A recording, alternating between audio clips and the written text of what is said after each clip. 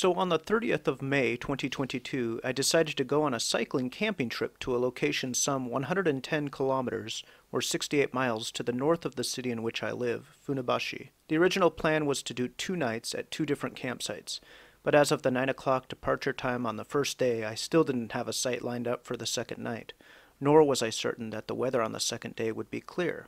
My journey would take me through commercial, residential, and some industrial areas, although mostly I would enjoy a rural ride through farmland and river basins. When cycling through residential areas in Japan, it quickly becomes apparent that most neighborhoods and intersections are quite similar in appearance. Convenience stores can be found in or near most neighborhoods, no matter how remote the city may be. Train lines also seem to pop up out of nowhere as they intersect virtually every region of the nation. Using Google Maps is not always the best choice when navigating.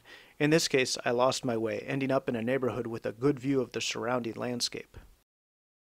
Taking a chance on a double flight of steps, I descended into what turned out to be a no-exit water retention basin. These basins, known as chosechi in Japanese, are plentiful in Japan, although typically access to them is heavily restricted.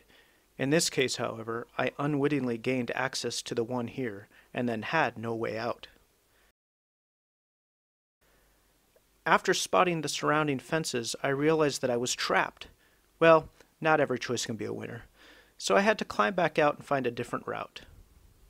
Originally, I had planned to follow a main road in a northwesterly direction until reaching the Edo River, which would take me some 50 kilometers, about half the ride, almost directly north. Reaching the river in this way, here, was not ideal.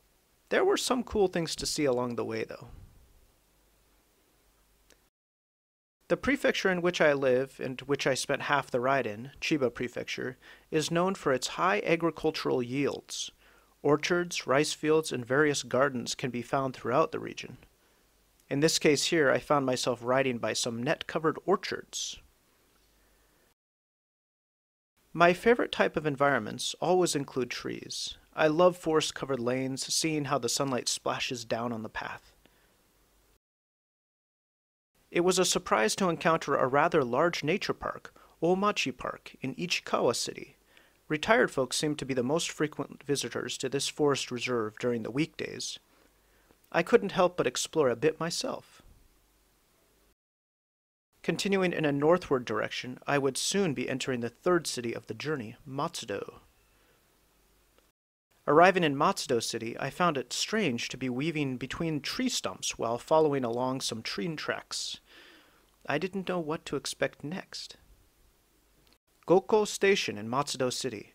Much of the population of Matsudo, like Funabashi and Ichikawa, commute to Tokyo for work.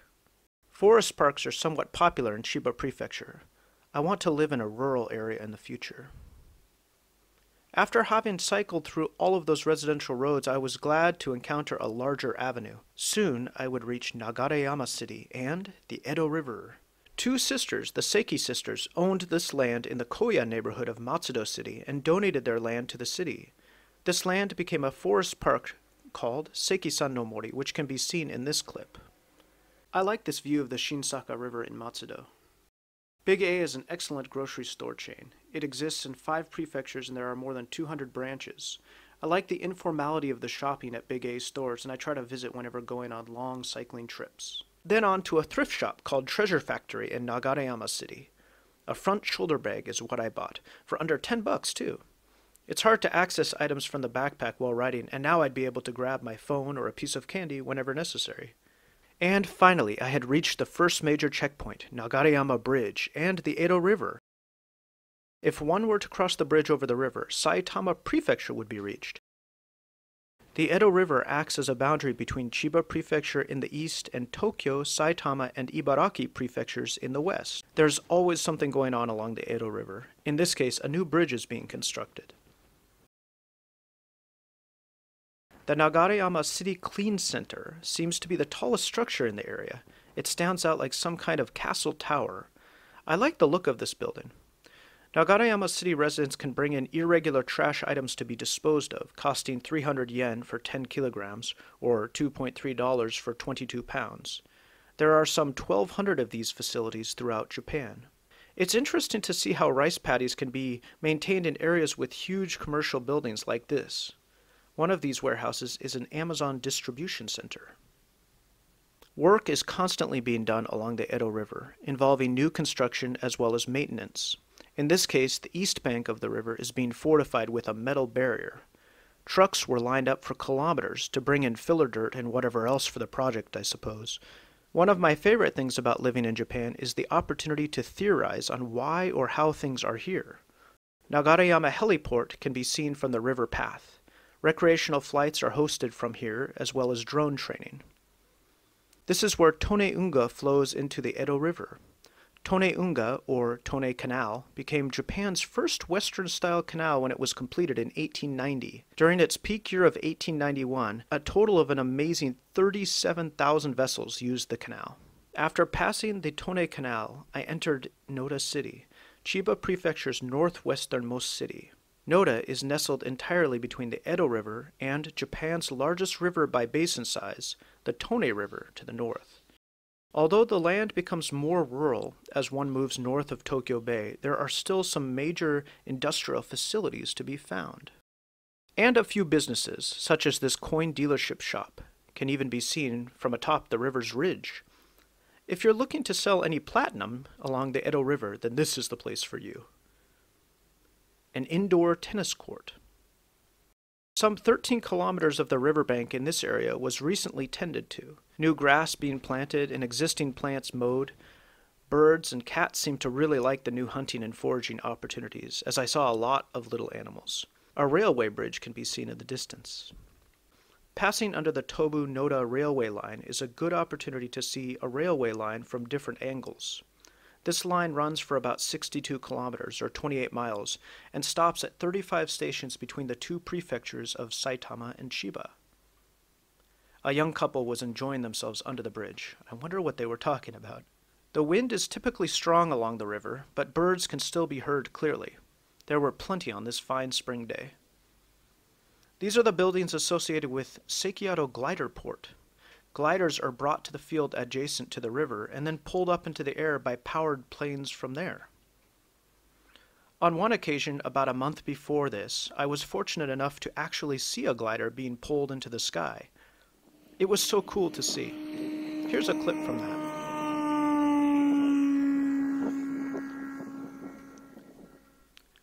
Noda City is famous for its production of soy sauce. Kikkoman was founded in the city, with its roots going back to the early 1600s. Kikkoman soy sauce was the first internationally famous soy sauce and continues to be the most popular shoyu brand in Japan. Apparently, Noda also has an effective emergency response infrastructure. This supermarket, to my surprise and pleasure, hosts a rice paddy right in the parking lot. Who gets to eat the harvested rice, though? My excitement grew greatly at this point because I was nearing the halfway point to my destination. As can be seen in this clip, the land has opened up quite a bit as compared to the southern part of Edo River. A castle once stood where this grove of trees sits. It was constructed in the 1500s. This original castle stood until the early Meiji era, the year being 1871. The standing castle museum that can be seen in the distance here was completed in 1995. There are also two amphibious dredging vehicles that can be seen here. They helped to dig out the Tone and Edo River routes where the two rivers meet. I like these machines. At this point, I had cycled 61 kilometers, 37 miles. Half of the trip to Tochigi was complete. From this point on, I would be traveling outside of my home prefecture, heading almost entirely north into the rural areas of Ibaraki and Tochigi prefectures. If you stuck with me for this long, I want to say thank you. It's hard work to make a video like this, and although I derive great pleasure from the creation process, your likes, subscribes, and comments do make a difference. See you in what I hope will be part 2 of this video series. Bye.